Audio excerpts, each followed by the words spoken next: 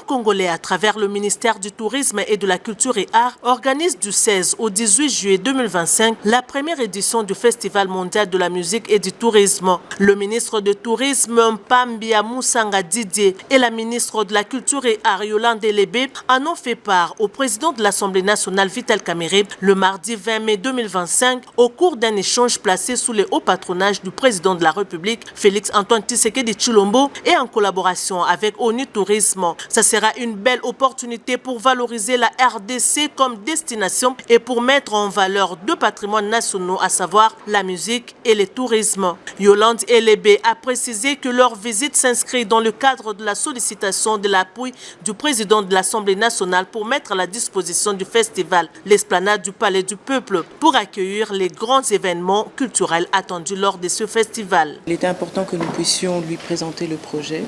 et faire en sorte, parce que nous avons aussi besoin de certains espaces ici au niveau du Palais du Peuple, que nous puissions en discuter avec lui.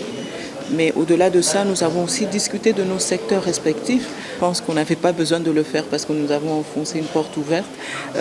L'importance du secteur du tourisme et de la culture et du fait que nous pensons qu'il faudrait qu'il y ait une attention qui soit donnée, surtout par rapport à nos budgets respectifs, parce que ce sont des secteurs clés et ce sont des secteurs aussi qui économiquement peuvent rapporter beaucoup au pays. Cet événement va réunir différents participants venus de plusieurs pays membres de l'ONU et une quinzaine de ministres chargés du tourisme et de la culture venus des 4 coins du monde, ainsi que le secrétaire général de l'ONU Tourisme. On a trouvé une oreille attentive auprès du président de l'Assemblée nationale qui nous a prodigué aussi quelques conseils et il nous a aussi assuré de son appui pour ce premier festival mondial de la musique et du tourisme. Et je pense que nous ressortons d'ici convaincus que nous avons un partenaire de taille à travers lui et tous les députés qui doivent aussi nous accompagner dans ce combat de mettre en exergue ce que nous sommes à travers la culture